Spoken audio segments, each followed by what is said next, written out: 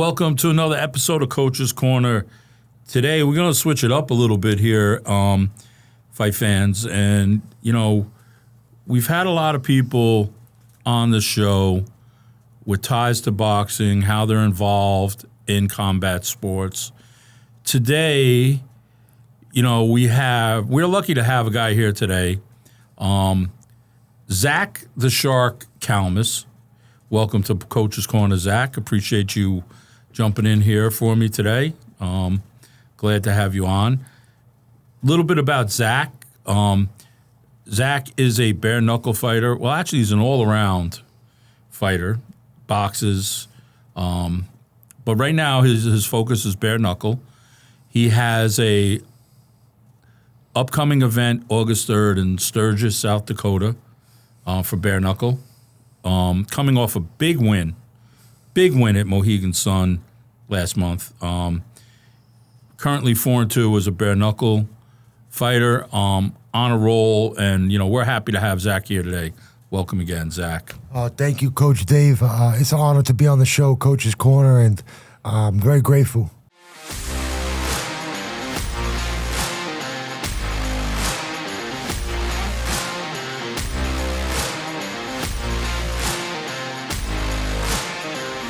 Yeah, we're happy to have you. So, look, your background is in fighting. Started out wrestling as a boxer, coming out of Gloucester, Massachusetts. What made you make the change from boxing to bare knuckle? What was the transition there for you? My record in amateur boxing, USA boxing, was 5-18. So, it resembled a guy who's very tough, but a lot of people thought I lacked the skill to be a high-level, high-performing title holder in boxing. I don't necessarily see the way I fight as a problem. As this bare-knuckle boxing, I feel like as though the sport was made for me, where I throw a lot of punches, and I don't mind getting hit, and especially as the bare knuckle, when you punch with a bare knuckle, it's much more of a heavy punch, and it causes a lot more damage with less. So I can hurt a guy with a jab, and it just fits my style as a man and a fighter just a lot more. I fight a lot better with no gloves. Yeah, I mean, look, you've been coming into champs and over the years and training and stuff like that, and getting to know you now and talking to you. Most of your amateur career as a fighter, you were doing it without a coach, without somebody really guiding you, and it didn't deter you from taking fights. I mean, okay, 5-18 as an amateur, many people might say, oh, it's not the greatest record in the world, number-wise, but look, if you're taking fights without coaching, if you're taking fights last minute just to go in there, we know that's not a recipe for success right off the rip. I mean, what was your motivation then? Just to keep, 23 amateur fights and, you're not being very successful at that point. I won 5 fights. One of those 5 fights was the Golden Gloves in 2017. I won the open class Golden Gloves versus Alex Falcon. And then after that, I won 1 fight in Newton on a dinner show versus I forget the kid's name, but he's from Maine. Justin Rolfe, the New England champion. Yeah, we know Justin. Good, I beat tough Justin kid. Shout out to him. Show. Good kid.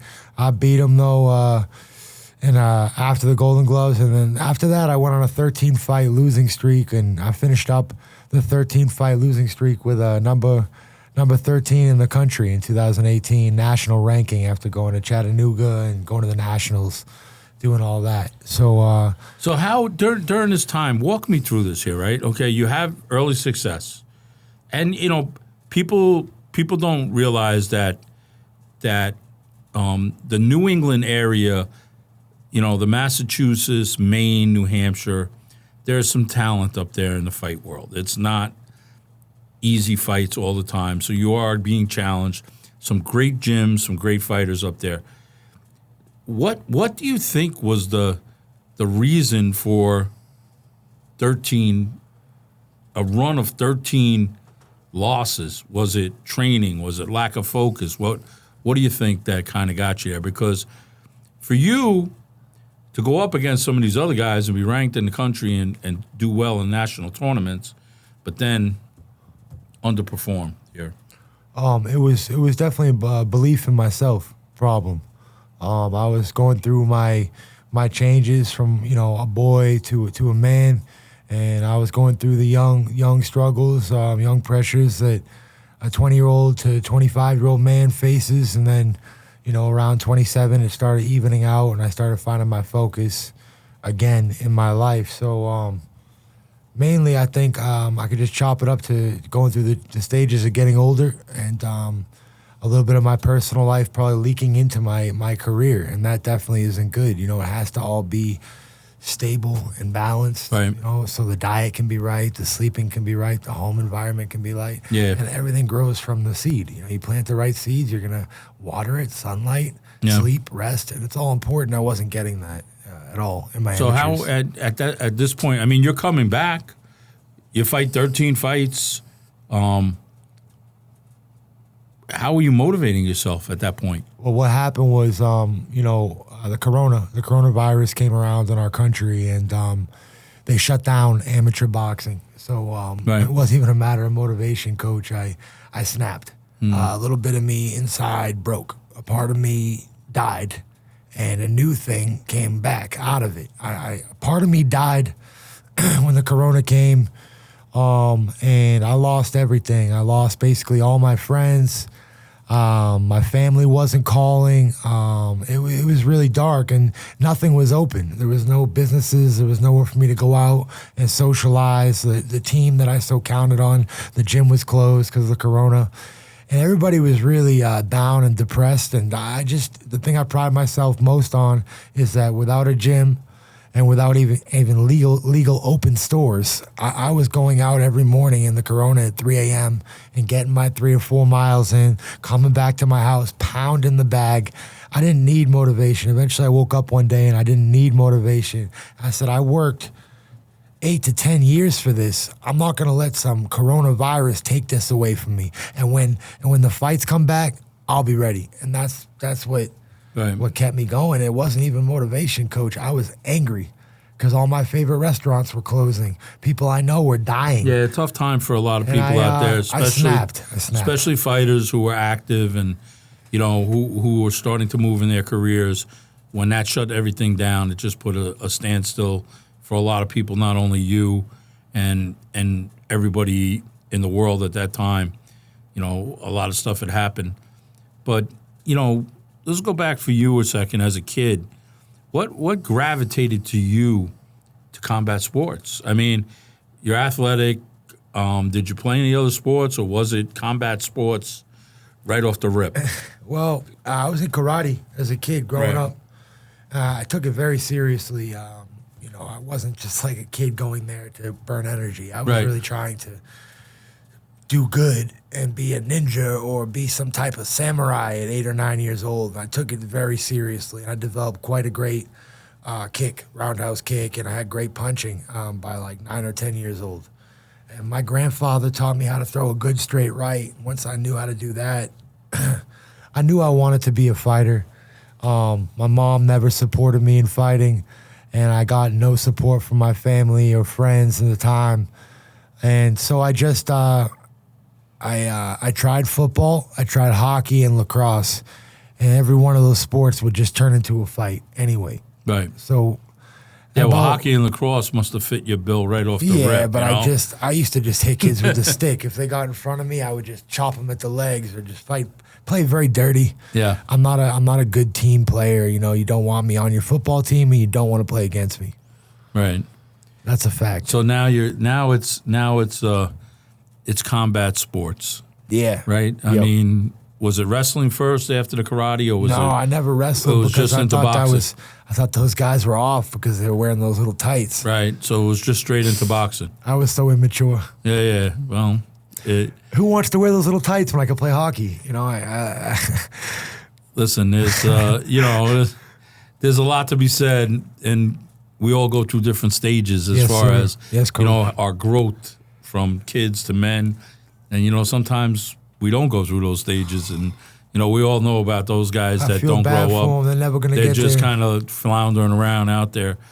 But, growing up, you had a little tough childhood, though, right? You were Very bullied a bad, little bit. very, very bad. Tough doesn't even really describe it. I laugh about it. I know you've joke, talked but about it's- it, and I know on the Talking Trash podcast with AJ Galante and Daniel Amesbury, you had brought it out. Tell us a little bit about that. A lot of people could never understand, Coach. Because if we, not to cut you off, I don't mean to cut you off. No, not at all. Because if we look at you today, it's kind of hard to believe that somebody's going to bully you. No, it doesn't happen. You know what I mean? If I look at a guy the wrong way and I give him the what's up, they're going to walk away. Yeah, people look at you, and then, if they know a little bit about you now. Even if they don't. And your background, yeah, well, even if they don't. But, how does that come about for you? From being a guy that was afraid to speak in a special education class with 5 kids with Asperger's syndrome and other disorders. Like, I could not speak in front of anyone. I couldn't even talk to my friends. I had a speech impediment. I had a crazy blink in my eye. It's called a tic. I couldn't stop blinking. I was overweight. I had boobies as a kid, and kids used to be brutal. I was made fun of, and You had a lot of shit going on there. I don't have problems with depression, thank God. Instead of getting sad about it, I would just get very angry, and I'd come home and I'd punch walls and break things, or just get kicked out of class. And I ended up going through like 3 or 4 high schools. It was really tough growing up, and I was misunderstood by everybody, and I still am. Yeah, but you're a different misunderstood Yes, sir. now. Yes, Coach. So when did it all change? It all changed when I found boxing, to be honest, because then it wasn't anything they could tell me that I didn't already know, because I knew where I was going. Right. I knew that I was going to be a successful fighter, or I was going to break. It was make or break for me, and it still is. So Yeah. I mean, you've worked, from what I know through your career, your ups and downs and everything, have really, it's starting to change a little bit for you as far as, and we've talked about this, you and I, where your training is starting to get more regimented as you're being more successful. the level of loss that I felt in my life, I'm the type of child that my dad paid a lot of money to have me, and I came out of I was put into my mother. I forget what it's called, the C-section baby, but I was not made with love. I wasn't made by 2 people being in love and then having a baby. I was a scientific experiment, basically. So I was never supposed to be.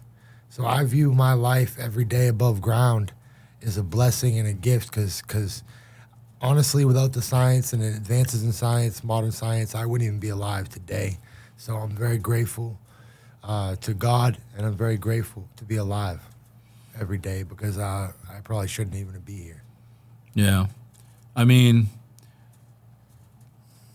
as you're boxing as a young man, when do you say to yourself, hey, I think I could maybe do this at another level, or you know what?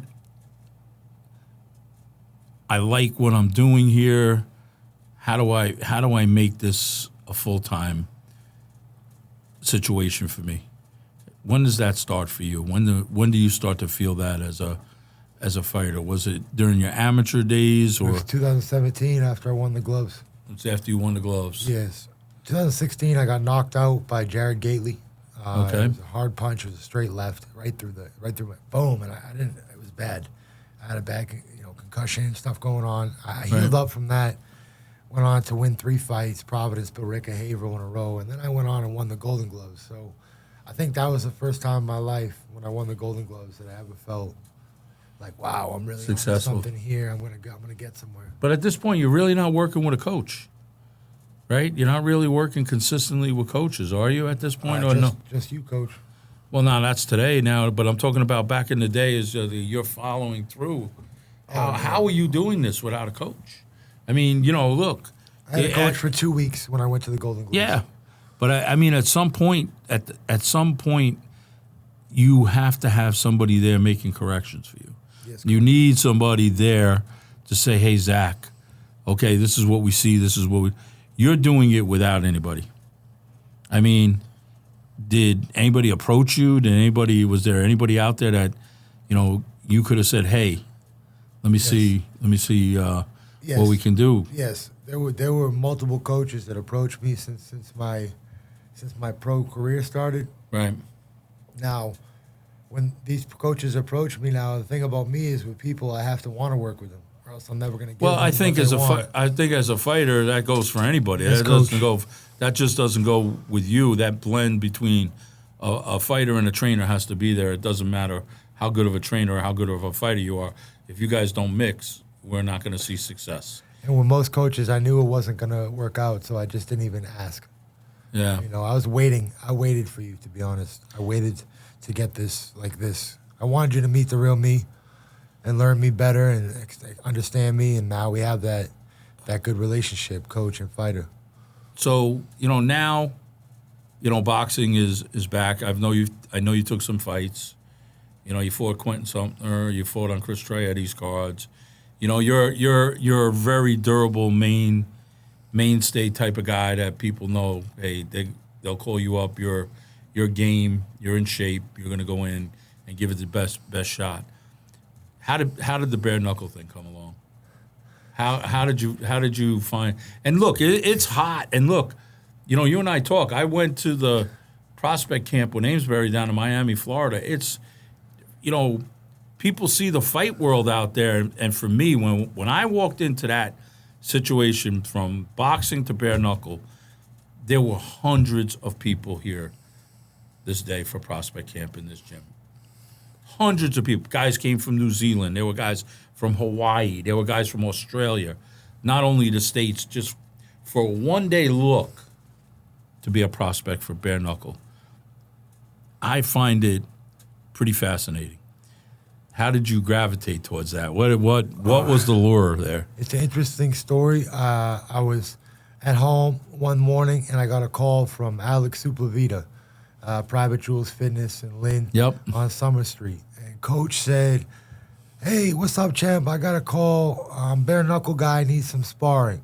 And I was like, oh, really? A bare-knuckle guy? Is this like sanctioned? Or is he like a street guy? He's like, no. Come in. He's a real deal. So I drove to the gym. Right. I get there, and this bare-knuckle guy comes in, very tough-looking, tattoos. Oh, yeah. And he was on the BKFC, and they explained it to me that it's sanctioned bare-knuckle fighting. And that was kind of the first time I had ever heard about it. And so you spar with him bare-knuckle, or you spar with him with gloves? I sparred with him with 16-ounce gloves on that day and headgears. And we sparred, and I sparred with him, and then another athlete, Tracy Johnson, sparred with him. And then after, I it just kind of like clicked. I was like, whoa, I did really well against that bare-knuckle guy. So if I did really well against that bare-knuckle guy who's on TV, and I'm an amateur boxer right now with no pro fights, maybe I should think about this bare-knuckle. I had one pro fight at the time in New Hampshire. I was like, maybe I should think about this bare-knuckle thing for my second pro fight. And that's what I did. I ended up going to a tryout in Plant City, Tampa, right next to Tampa, and I made it in through the tryout. Your first fight was where? Alabama. I fought Bobo O'Bannon in Boutwell Auditorium in Alabama. Walk us through that. How did you prepare for that? I really didn't. You didn't? No, I got off the couch and fought him pretty much because I had only a week notice or 4 or 5 days. Right. And that was a 5-round fight, 2 minutes. How'd you fare in that fight? I got fight of the night. Me and Bobo performed for fight of the night, my debut. I lost 2 teeth. I got annihilated in the fight. Got knocked down 4 or 5 times, coach. And I stood up every time I made the count. I was ready to keep going, but the doctor ended up stopping it in the second or third round because my face was too messed up. Yeah. What did you learn from that after that? Now you go in on short notice. Not always a good idea for a fighter. Against a veteran, too. Yeah, against a guy who could fight, right? What brought you back? Well, I was disappointed that I lost. You understand? When I had my teeth getting out and I put them back, whatever. When I was in the back, I felt like a real loser. I felt like my life was over. I just lost the biggest fight of my life. But what I realized was my life just started. When I came back out of the medical tent, there was hundreds of people who just wanted to meet me and take a picture. And then that continued all the way back to the hotel. And then the next morning I woke up and went to the airport, and people were stopping me in the airport with Coach and taking pictures with me. And I started to feel a little bit better. And then we're eating lunch, and I get an email that I got fight of the night. We got fight of the night. We got a text message. So I said, Coach, what's fight of the night? He said, oh, Poppy, you got a bonus. So we got another cash bonus. And yeah, I lost, but we got fight of the night, and the fight ended up a year later getting over 1 million views. Wow. You know, so just hundreds of thousands of people knew my name off my first fight, which was a loss against a veteran. And it was fight of the night. It definitely like let people know who Zach Calmus was. So now you head back to Mass. Got this one under your belt. How soon before the next one comes about? I was in a lot of pain, Coach. I'm not going to lie to you. I was going to the bathroom to pee at night, and suddenly I would just feel like a pain, but it wasn't like real. It was like phantom. It wasn't really nothing there. I was like, oh, my God, nothing's really, you're okay. Because I had big welts from this fist. The bruising all up over my body, and I was like, really couldn't walk very well. Yeah. So I got ready for another fight versus Nolan. He's a kid from upstate New York up here. And I was going to fight this kid, Nolan, and I got ready and everything, and I drove up to Seneca. It was going to be my second fight at the Seneca casino. At the reservation. Yeah. And he ended up not showing up. Nolan ended up not showing up to the fight. So my fight fell through. And I ended up just making half the money because he pulled a no-show, and I weighed in and everything. I was ready to go. I was very disappointed in that because I wanted to fight him. I come home, and they're like, all right, we're doing a Seneca New York too. Would you fight Kyle McElroy? And I had previously coached Kyle McElroy, and he had been talking a lot of crap about me from the day I met him. And I never even knew who this guy was, but then I ended up coaching him, which I thought was kind of weird, but I was at the event anyway. So I said, why not? I'll do it. He ended up turning on me again because that's what he did at the time, and he wanted to fight me. So he went to Nate, and I think it was just an angle to get the fight. He doesn't really have a problem with me. We're okay. But he got the fight. He's like, I want to fight Zach, da-da-da-da. It got heated. I said, all right, you want it? You got it. I told Kyle, I'm not going to be your first fight because I'm not going to be your debut. I just fought. But I'll be your second fight, no problem. And that was the second fight. So I beat him 5 rounds in Seneca, 5 rounds straight. Slow torch. I never really exploded enough. I could have got him out of there in the second or third. Do you feel now you got a little more confidence and experience now in this fight? Or how are you after the first fight?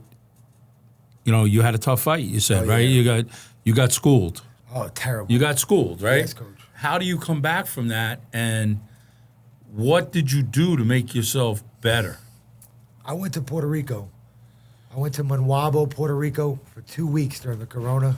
Right. And I spent time at a house there with Elvin Brito, who's the 165-pound first ever Puerto Rican champion of the world. And what Elvin did for me and his coach Caesar, Hail Caesar, they taught me the shield defense.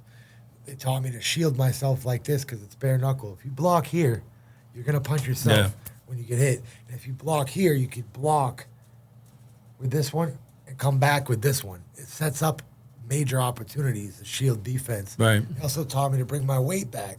It's this little teeter in my back. So if I get hit with a stiff shot, they don't want me falling forward or sideways. But if my weight's in my back, it's absorbing that shot. So that's why you see the bare knuckle fighters like this.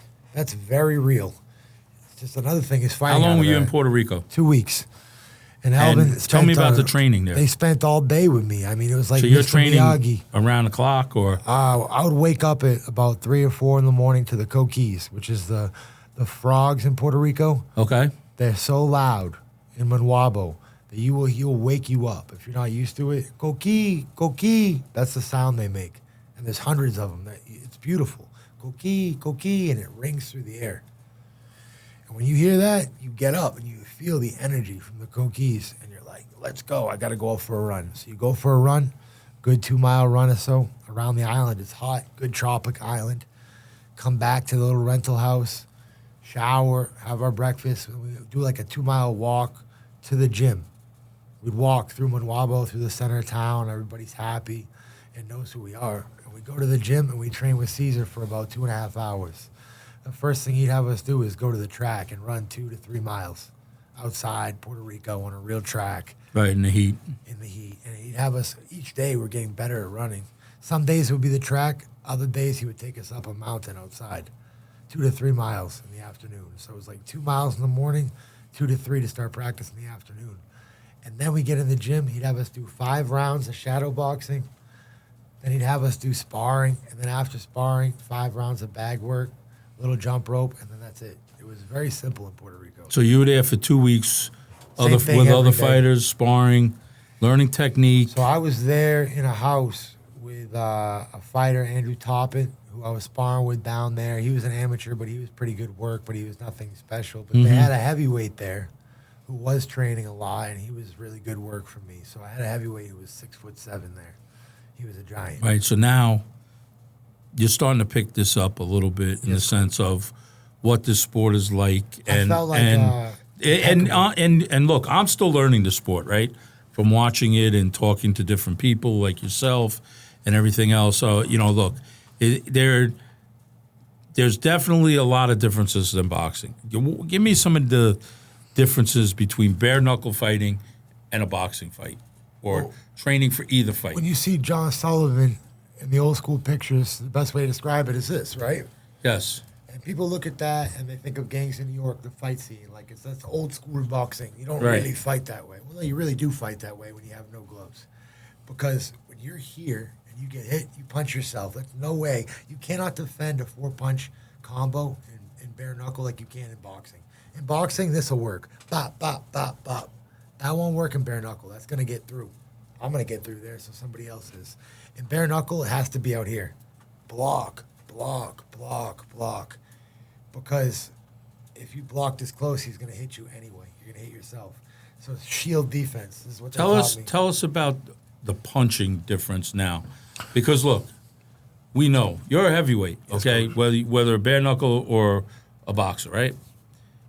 We wrap the hands. We make sure your hands are wrapped properly, padded, tight in a glove.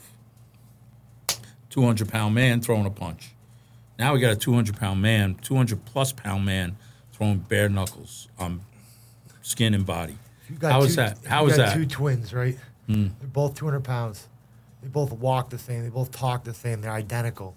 But one of them's a little more trickier with his movement. He just has a couple little tricks. Maybe he waves a little bit and then comes with some weird shit, or he does this. And one of them's a little bit more jerky. That's going to be the one that wins bare knuckle. Tell me about the punching. The punching How does it feel? You're coming out of boxing. Right. Okay, so, gloved up all the time, right? How did it feel, your first bare-knuckle fight, when you threw flesh on flesh? Oh, it felt great. It felt great, to be honest with you. It felt like the most amazing thing. Do you feel your technique is better in bare-knuckle to avoid hitting the wrong way? I just think my technique is designed to really put them out, to really hurt them. Right. And it's tailored to bare knuckle because every strike I throw is I'm trying to kill them. And in boxing, there's a lot more pitter patter, a lot more playing around. And Right. bare knuckle, you don't play. Right. You're looking to get the guy out of there Yeah. as fast as you can. Fast. You're not looking to go rounds. Well, it depends on the fighter. I don't mind going rounds, but I'm looking to fight him better than he does at every trade. So Right. if we end up exchanging 4 or 5 times in the first 2 minutes, I want to make sure that when he comes out and does da da da, that I block, block, block, bang, and my 1 to his 4 damages the fuck out of him. Then I block, block, bop, bop, bang. I don't mind fighting with a guy for Right. 5 rounds straight because I'm confident that I will hurt him way more. My volume will be more, and I will just hurt him more. If he gets in there and wants to brawl with me, we could do that, but then I'm going to come back out and Yeah. engage him accurately, and I can fall right into a brawl and then fall right out Right. if it ain't working for me. So you come back from Puerto Rico, you got to be feeling real confident. Yes, girl. You got to be. But I was too timid after that. I was fighting like after the first fight, he was so tough that I got hurt so bad that I went to Puerto Rico and I focused on defense and all that shields. Yeah. That when I fought that's why I went 5 rounds in New York, because I was holding back too much. I was trying to defend way too much where I should have just been striking where I was defending. Yeah. Then my third fight, I found the perfect combination of those two things. Well, now you got a little more experience. Now you're working with, an idea of how to gauge and how to train and how to take what you're doing into these fights with a plan. So tell us now, your third fight, you figured it out. What did you figure? My third fight, I was very nervous. It was the best fighter I'd ever fought. Mm-hmm. I fought Juan Torres. Okay. He's from Texas, and he's the ABO champion in boxing now. And Juan had 30, 35, 36 pro fights when I fought him, and it was my fourth pro fight with the boxing match. It was my third Bare-Knuckle in Louisiana. And I had never been down south before. Right. My parents met in Louisiana, so I've always wanted to go there and see what it's all about. Mm-hmm. Because I know that the boot is way different than up north. You know, they walk different, they talk different. Yeah. Everything's different. And I ended up really liking it. But I fought Juan Torres in Patrick Ewing Auditorium. Patrick Ewing, he's from Louisiana, a basketball player. Patrick Ewing Auditorium there. And I was very nervous to fight Juan. He's very experienced, public school teacher. And he drove up after coaching a football game. He coaches high school football. And we fought in Bowell Auditorium. And we got fight of the night. So it was my second fight of the night. We went to distance, coach. And I'm telling you, when I say we went to distance, action-packed rounds. The whole building was on their feet the whole time. Like the energy at that fight at Bowell Auditorium was main event energy. I mean, it was big. I felt like a superstar. That was my favorite fight. Right. I lost that fight. So was it a close decision? Very close. We heard the knocker for 10 seconds. Yeah. And he looked at me and I looked at him, and we just kind of boom, boom, boom. We both went for it. Yeah. Because we didn't know. We let it all hang out. He didn't know we won. I didn't know what happened. We were just going the whole last 10 seconds. Tearing our faces up, blood shooting everywhere. My eye actually got 20 stitches right here. My eye fell down. It felt like a piece of pizza. My bone was sticking out in the last round. He was hitting my bone. I was like, yeah. I could feel him punching my bone. And it felt really weird. But after, he looked at me and I said, hey, and I hugged him. And the crowd just went nuts. So he held up my hand. I held his. We just embraced each other on a great fight. We both felt the same way. And then they went to decision, and Juan, he ended up winning on split decision. Mm-hmm. I was so happy with my performance that it didn't really matter. The crowd cheered. Yeah, I mean, you're still young in this game. You got 2 fight of the nights. 3 now. 3 now. 3 okay. now. It keeps going. 3 fight of the nights. Obviously, becoming a fan favorite. I do it for the people. That's why. Do it for the people. I love them. Now we lead up to Mohegan. You come. No, I had a fight before that. Oh, you did? I did. I went down to Virginia last Oh, yeah, that's winter, right. Spring from Manassas. Yes. I fought in Manassas late winter, March 10th. Not March 10th, not May 10th. That was the last one. It was way back. I don't know. It was the winter. It was cold. There was snow on the ground. And I went down to Manassas with my wife, and we flew down. And Blake, my best friend from Louisiana, flew to Manassas to coach me in the fight. And it was snowing, and they put us at a beautiful hotel right on a lake. It was really cold, though, in Manassas. We were freezing. It was awesome, though, and it was winter wonderland. And we went to the fight, and they're wrapping my hands, coach. And they tell me right there, this is the smallest ring, Zach, in American history tonight. You're making history, kid. It's 8 foot smaller. It's like, what do you mean? Like, we told you it was 8 foot smaller. It's all over the internet. I'm like, I don't go on the internet during fight week that much. Mm-hmm. What do you mean the ring's smaller? They said the ring's a lot smaller, Zach. There's nowhere to run. I said, I ain't running. So the guy I was fighting that night, Joshua Freeman, was the biggest guy I've ever seen. He was 6'3", dreadlocks, big, scary guy. He knocked 7 other men out cold. And Josh the Predator Freeman. I was nervous, coach. I thought he was going to kill me. He was tough. And he was looking at me all mean and everything, and it was his hometown. So I just thought he was a lot better. I thought he was really good. And I did train very, very hard, so I was ready.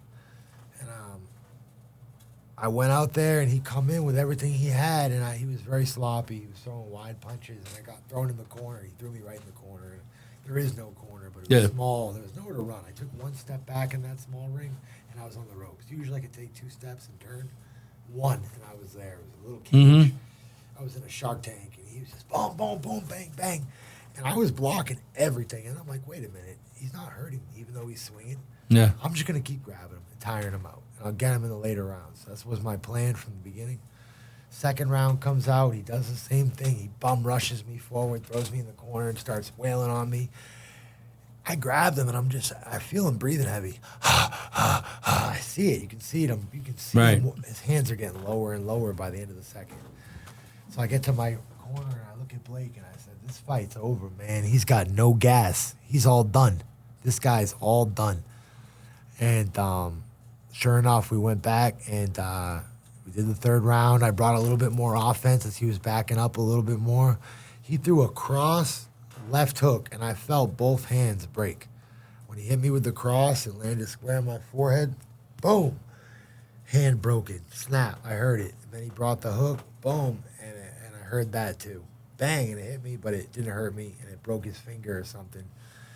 And I was like, and then he come forward, and I just grabbed him. And at one point, I'm jumping up and down while the round's still going on. The last 10 seconds, I'm just laughing, and I'm jumping up and down, waving to people because I knew both his hands was broken, and that was probably the end. Because I knew I won the fight. Because I fought a lot. I know when a guy breaks their hand. So I just went back to the corner. I told Blake, yo, he's going to quit. His hands are broken. I heard them break. And I turned around. They were stopping the fight. It was just a great moment for me. I dedicated that fight to Mr. Carl Weathers, Apollo Creed, who died that week, and the Gloucester Fire Department. So then that led up to Mohegan. Now you've really got some momentum going. Now you're starting to take this serious. I'm taking it very serious. You're taking it serious. You're getting calls, and you get to fight close to home. Well, I fought Quinton first. Okay. Well, let's stay with BK. But you fought Quinton. Stay active. But fighting in Mohegan Sun in the casinos, a whole different beast. It's a whole different beast. I mean, you had to be pumped going into that fight. From watching wrestling, watching wrestling all the time at Mohegan in the early 2003, and watch Eddie Guerrero and everything that I watch on TV. I always told my dad that one day I would fight at Mohegan.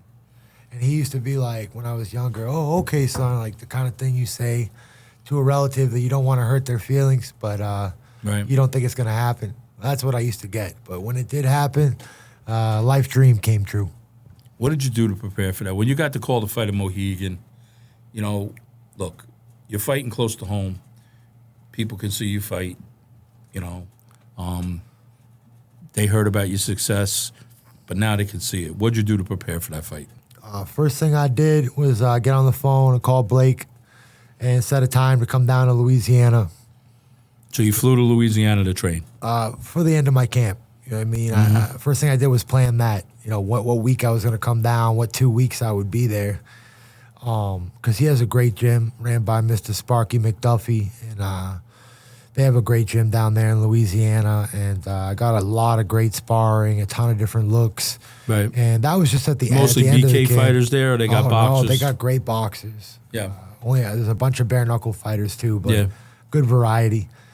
And the tough climate there definitely makes it great. Yeah, the humidity's got to definitely wear on you to fight. And when you're training down there 10, 11 rounds, sparring, and you go until you're dead, and then you jump in a pool, a bucket of water they put you in after, and then you get home and you pass out at 6 p.m., and you come home to the north and fight, your lungs are on go mode. There's no air down there. So you finish your camp down there, feeling confident. Walk us through the fight in Mohegan. I mean, obviously, for people who don't know and haven't seen the internet, you had a great fight. Yes, Coach. A great performance. Walk us through that whole. As you're getting closer to the fight, what is it like for you? A year before, I was at a boxing match with my dad, because my dad's good friends with the sales representative at Mohegan. So my dad's done work with Mohegan for 30, 40 years. Right.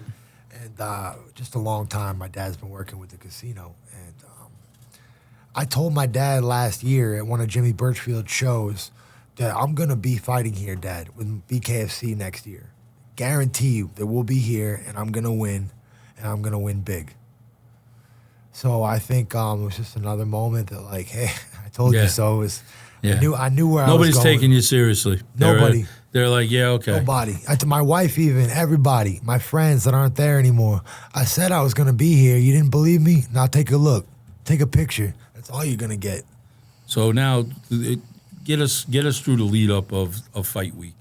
How are you feeling at this point? Now it's getting close. Now it's getting close. The reality is there. I can taste blood. I feel like Mike Tyson wearing medieval armor. You know what I mean? I feel like a medieval gladiator.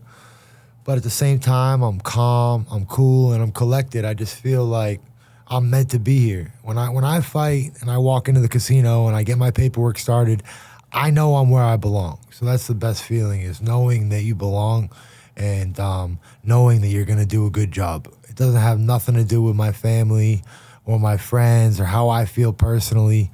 Fighting is something I'm going to do well every time. Yeah. So, night before the fight, what's your plan? What's your plan walking into this fight? My plan walking into this fight was to come out and see what my opponent had to offer in the first round. I wanted to see kind of the way that he moved, so I could come up. I didn't really have a game plan for him because I didn't study him. I didn't study any of the last three guys. Right. I didn't study Michael Fournier. I didn't study the Joshua Freeman, and I definitely didn't study my last opponent. Do you think that plays well for you? I mean, it worked 3 fights in a row. I mean, some guys, for me, I like to look at fighters. Because I think every fighter has a story and a tell that they do over and over that we could isolate in a fight. This fight, I'm watching footage. Yeah. Because Ryan Cho is better than the last 3 fighters that I fought. If you put any one of the last 3 now fighters your fights are going to get better. Yes. You're getting, look, you got a target on your back now, especially coming off of, this win. But let's get back to Mohegan. Yes, yeah, Coach. you come in there, I seen some of the footage pumped coming into the ring. Walk me through the fight. I felt great. You know what I mean? Shout out Rex, who worked my corner, and shout out Matt Adams, who worked my corner. I appreciate you guys. So I was out there and I was ready to fight, as I always am, and I was just feeling. It's a big crowd. I felt great. It was my dream to fight at Mohegan. Yeah. So I mean, honestly, being in that place and knowing that you belong there, I knew that I was going to do a good job. There was no fear at all, just excitement. I was excited because there was so many people. The more people, the better for me as I get more experienced, because that means more eyes, more success. I don't feel the pre-fight nerves anymore. I just feel good. Yeah. So now you're learning how to, prepare yourself, how to maintain for yourself before a fight and to, get in your fight routine. I sat down. Everybody was really warming up too early. They were all frantic energy in the little locker room. Yeah. I sat down and I watched them all waste energy for about 45 minutes to an hour. And then when the fight started kicking up, I stood up. I changed into my stuff about 30 minutes before. And then I got real hot, got warmed up. And then like 10 minutes, 5 minutes before I walked out, when there's a fight before mine, I sat down on a chair and just relaxed my heart, calmed down. Yeah, you're starting to become a seasoned professional. Yes, Coach. Whereas you walk into that locker room, you know how long you need to be warm to take you to get warm, how long it is to get you ready, how long it is for you to break a sweat, to be walking in, not to burn that energy prior to the fight. And then, we can see from our conversation, and you're changing now as a fighter. You're growing as a professional because you're a professional fighter now, and the opportunities that you had have led you to this opportunity, which is your toughest opportunity now coming up August 3rd. Your mindset is changing as far as your preparation. You're in great shape. I mean, for people who know you, and I remember you coming down to the gym sparring with our guys, you always a big guy, always game guy. 265, though, 270. You look like you're in very good shape right now. Yes, Coach. Really working hard to be in, the best shape that you could be in to fight. Give me your thoughts on this fight. I'll tell you, Coach, this is my hardest fight of my life. I know that it's going to be the biggest crowd in American history. We're looking at Sturgis, the motorcycle rally, and it's going to be a very, very live event. It's going to be like the Super Bowl, if you will, of bare-knuckle fighting. We're talking about probably 100,000 bikers there. Right. Live, outside for the whole world to see. So I'm just very grateful that I get to represent and put on a show for all the good people that are coming out to see it, and everybody who's going to tune in. I hope I make your day. That's my goal, and that's why the fans like me so much, because I don't need the money. I just want to fight so I can put on a show. When I'm here, I'm going to put on a show for them. Win, lose, or draw, I'm still going to be happy. It's what I do, and I really like I like the violence, and I like hurting people, and I like getting hurt. It's just whatever. Your personality. Action Jackson. Yeah, Action Jackson. Tell us about the nickname. How did the nickname Shark come about for you? Shark Attack, man. I'm the shark. All right, who labeled you that? Was it you? Was it somebody? Or I don't want to get into it too much, but the nickname comes from way back, and all the people need to know is that I'm the shark, and you know what a shark do? Yeah. It bites, and it eats when it wants to, and that's kind of the way I move, like a shark. I'm calm, cool, collected until it's time not to be, and then I'll completely snap on you. Yeah, and that's me. I don't go there, but when I do go there, I change the whole landscape. Your personality is big. You think that's been part of the draw with BK for you? Yeah. You're coming in with the Michael Myers mask. You're coming in full blown. And it's like you're two different people. Yeah. Because I think people, as I'm getting to know you a little better, there's two Zachs, okay? There's the Zach that's sitting here right now, and then there's Fight Time Zach. When does it switch over? It switches How over. fast? It switches over whenever I need it to. Is it in the locker room or is it in the walk? It doesn't switch over. That's when the it thing. switch over for fight mode, when does it? Nobody understands. It's always like a low burning flame. Right. My anger is very genuine. Right. My mom walked out of my life at 18. She said, "You want to fight? You go do that on your own. You want to fight in somebody's fucking ring? You go do that on your own." And she meant it. You got to believe people when they say things. Now, I didn't realize that I chose fighting over my mother at that moment, but I'm glad I did. A guy that can do that is a very bad individual when he needs to be. And I've also sacrificed many friendships and relationships, jobs. They ask me why you don't want to work here no more. You're making great money at Marriott. You know why? Because I can't make it to boxing practice on time. Zach, you ain't never going to be no pro. Why do you care? You're not even pro yet. Because I want to be, and this is why I'm quitting. Because that destructive mindset that they will feed you at every dead-end job, every turn, and every twist of the road. People don't want you to succeed. They want you to be miserable. They want you to be down. They want you to suck, and they want you to hate yourself as much as they hate themselves. And that's why they're bringing the energy on good people. Because when you don't do anything wrong and people are doing wrong to you, you know you don't deserve it, but you just got to ride it out because the tough times will pass.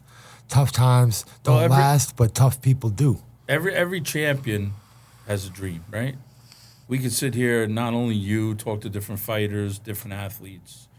There's always that person, oh, you're not going to be much. You're not going to make out to this. You're not going to be that. And then, boom. Oh, what the heck happened?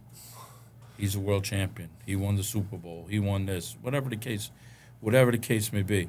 I love underdogs. Okay? I like people who have to overachieve. Who have to fight to get where they are. whatever sport it is, boxing, any other sport. I like people who have to overcome in their careers. I think when you got heart. I mean, look, we know it. Look, you can't replace heart. You know what I mean? You could sit there and you can try and hide it in the fight world, but if you don't have heart, it's a tough road for you. It really is. It's going to show somewhere. It's going to pop up whether you want it to or not. You could try to hold it down all you want, but it's going to show. On the other hand, the guys with heart is going to show also. It's going to pop up because in a tough situation, they're going to bite down on their mouthpiece and stick it out. Do you take that underdog attitude of yours and, whereas you've been written off, okay? You've been written off in boxing. I was driving up here in the rain at 3 a.m, and I started counting on my hand all the gyms that I've been kicked out of. I named them on my hand. I ran through it because I've obsessed. Yeah, you've been kicked out of our gym too. I know I have. And now I'm back. Come on. Ain't about where you've been, it's where you're going. That's what coach is trying to say. And you know what? Sometimes, look, you gotta, things happen, you know what? And you take a look at the things and things come back around and whatever. But you know what? It has nothing to do with us. It has to do with the individual. You made changes for yourself. Wherever you were, and I'm sure a lot of those gyms that you were kicked out of regret kicking you out right now, or maybe, the thing with coaching. Maybe not. The thing with coaching, right? And I use this analogy, okay?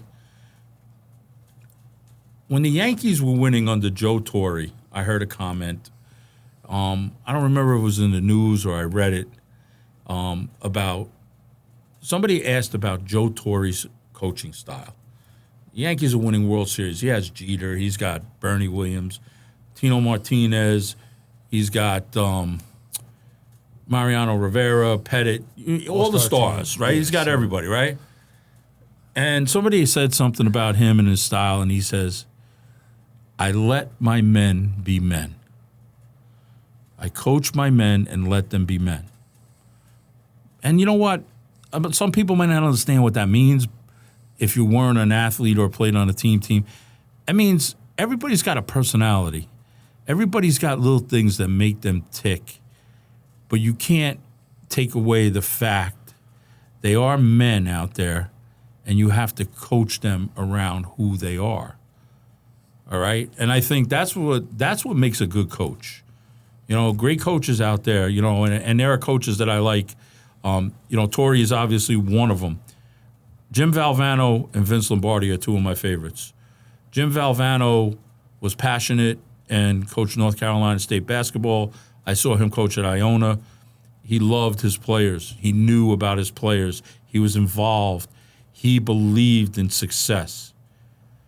Lombardi, who, came out of a different coaching era, and if you look at a lot of those Green Bay Packers, he had a lot of different personalities. He had a coach there, and he made a dynasty out of what he had there. He didn't beat it into the ground, and he was not. Those coaches, even though they were big bravados, they weren't bigger than their team. They made their team better.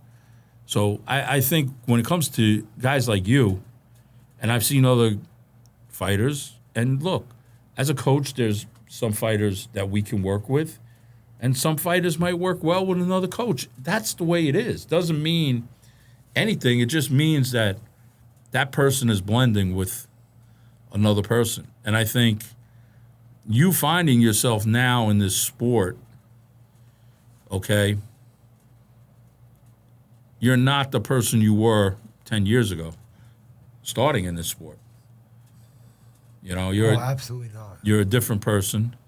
You're learning it, okay?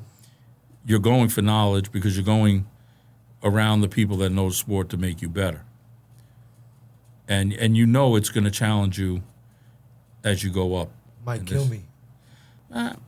Listen. I'm prepared for that. I think, honestly, you're a warrior.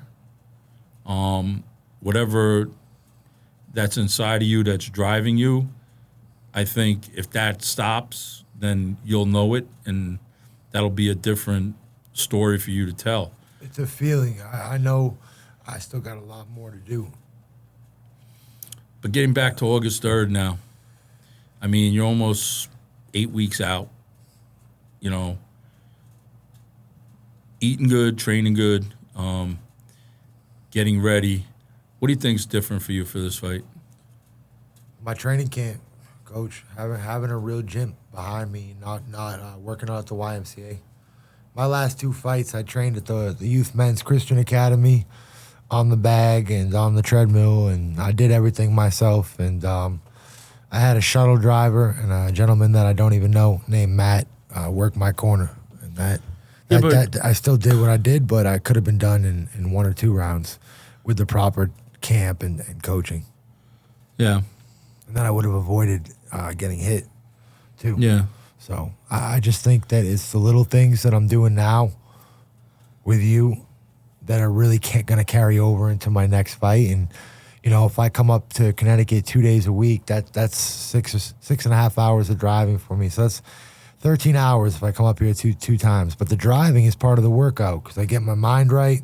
And then, so Monday, Wednesday, and Friday, I know how to work out. I'm running 3 to 6 miles. I'm banging out 100 push-ups. I'm going to the beach and swimming 1.5 miles, 2 miles. I'm punching the sand. I'm hitting the heavy bag.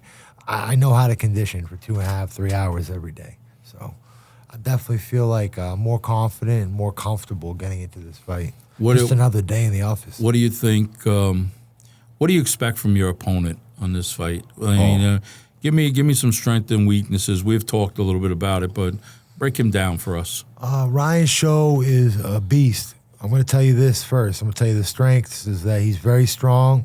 He's a furniture mover by trade like me, so you already know what type of strength he has. He definitely hits hard. I've seen him knock guys out, and he's an experienced fighter. I think I might be in a little bit better shape. I definitely think I'm going to have the cardio advantage, and I think my power is definitely right up there where his is. So I'm not too worried about that. I think I'll just have the upper hand in the cardio. So that's what I'm thinking. What are you looking for him? How do you think he's going to fight you? What do you think you're going to see from him? I think he's going to try and lull me into a slugfest. I think that he wants a slugfest. And I think it's going to be very hard to avoid as his style. He's a big guy, you know. He's a big, strong guy with experience in bare-knuckle, and he's knocked guys out with bare-knuckle. So it's 2 gladiators going at it with similar skill levels, but I think it's who's gonna execute the better game plan. Yeah, I think we have a better game plan. Execution of the shots, and obviously your conditioning is going to come into play here. Tell me about, without giving away your whole game plan, how are you looking to play this out? Well, a lot of guys think that I'm going to come out and, you know, I'm like the drunken master style or something. I've heard all kinds of stupid stuff. The reality is that if my hands are up high and you throw down low, I'm going to block that too because I got a small torso and I got short legs for heavyweight. I'm a small heavyweight. I can bring my hands down so quick to block my head and body. I can do it all at the same time. So it's like, no, if they think because my hands are high, they're going to hit me in the body, they're going to break their knuckle when they go to my kidney or my liver. And then if they think they're going to go upstairs to my head, I have great defense, so you better be on point because if you throw a hard punch the wrong way, you're going to break your hand. It's bare knuckle. So that being said, I'm not worried about anything that I throw because I'm punching the bag with no gloves, 10 rounds a day. I'm going to the beach at Good Harbor and pounding the sand every type of which way, grinding my hands down into the cement. I could punch bricks. I could punch carpets. I never have broken my hands. Put your hands out there. Let them see your hands. I've never broken a finger. I've never broken my hand. I'm it's never going to happen. My uncle, my grandfather, I'm God blessed. I got hard hands. I've punched steel doors hundreds of times. I can't break them. I've tried. I've tried to break my own knuckles, and I can't do it. Well, you know, Zach, we look forward to August 3rd.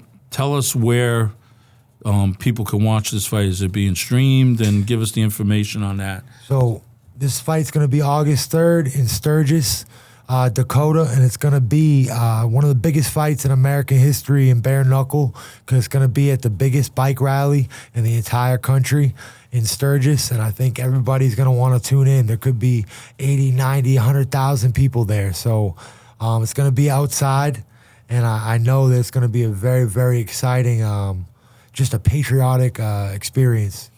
You know, we're gonna be streaming on Bare-Knuckle Fight. Bare-Knuckle Fighting Championship on the application BKTV, and as well as Fubu Sports and YouTube. Okay, so we got that for August 3rd. Tell everybody where we can find you on social media. Oh, Zach Calmus the Shark on Instagram. Zach Calmus the Shark. You know, hit Zach up, give him some support for this fight. Check out his social media as he prepares for August 3rd in Sturgis, South Dakota. A couple quick questions here for you, Zach. You know, here at Coach's Corner, we kind of have a little thing that we finish up with everybody. We ask them a couple questions. And, you know, one of the first questions that I'm going to ask you, as I ask everybody, is if we put you in a foxhole, who are you taking in that foxhole with you? Who's the person next to you? Nah, it can't be me. You right now, because you're going to the war with me. You're going to war with me, Coach, in Sturgis, so it has to be I'm you. bringing my helmet. That was a pretty good answer, right? Good answer, Zach. But I understand foxhole mentality. All right, baby. I'm bringing my helmet with you. I understand foxhole mentality, we're digging Coach. deep. We're digging in. You get 3 dinner guests, Zach, dead or alive. 3 people you want to sit down, have dinner with, and have a conversation with. Who are they? Ready for this? Yeah, I'm ready. Go ahead. All right. We've had some good ones here, man, so take your time. Yeah, this is important. This is an important one. And I've already met one of them that was on my bucket list. Okay. Pedro. I met Pedro, the great one. Okay. Martinez, and we had a great conversation in the airport. Okay, good. That one already got crossed off. Guys, I really like to meet. I want to meet Mike Tyson. Okay. I need to meet Mike Tyson. I was born the same day as Iron Mike Tyson. And I didn't know that until I was a huge fan of Mike way before I knew I was born the same day.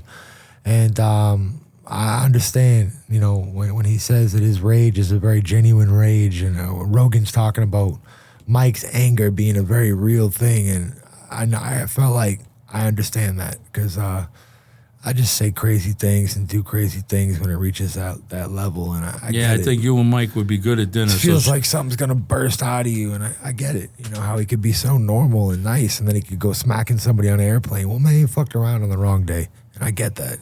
All right, give me the other 2. Oh, the other 2 I would love to meet. I would love to meet Muhammad Ali, but unfortunately I can't do that. Changed the world. The man accepted jail time. The man took jail time to avoid Vietnam, but to because he was being prosecuted for his religious beliefs, and this country wouldn't fight for him in those days. So why is he going to go over there and fight people he doesn't even know for a country that wouldn't fight for him?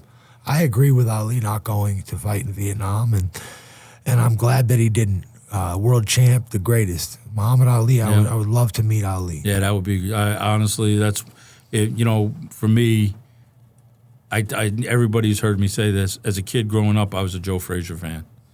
Okay? Today, as a coach, I watch a lot of Ali and what he did, and just am in amazement of what he accomplished at the size of a heavyweight he was, and he'd be worth billions today. Billions. He'd be the highest paid athlete out there because he had personality, and you know, he knew how to captivate a crowd. Mike was a man. Yeah, but Kid Dynamite. Third one. Give me the last guy. And Muhammad. Mike, Muhammad. Yeah, Mike, Muhammad. That's 2 good dinner guests right there. I mean, come on, 2 of the best. Yeah. My third is gonna have to be Adam Sandler.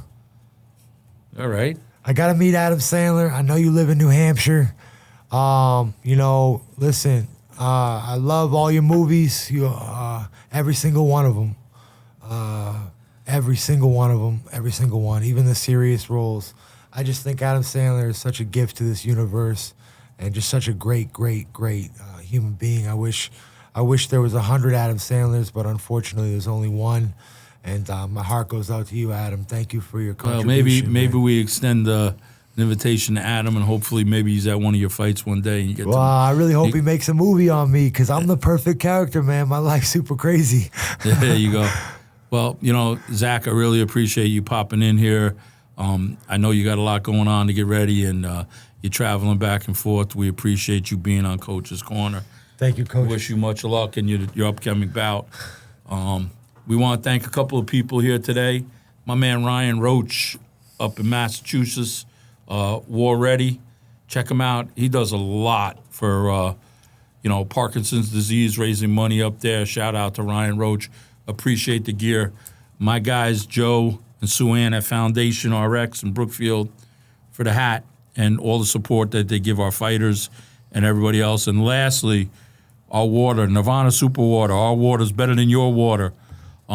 Check it out. Best recovery water out there in the business. And we appreciate the support and the love that we're getting on Coach's Corner.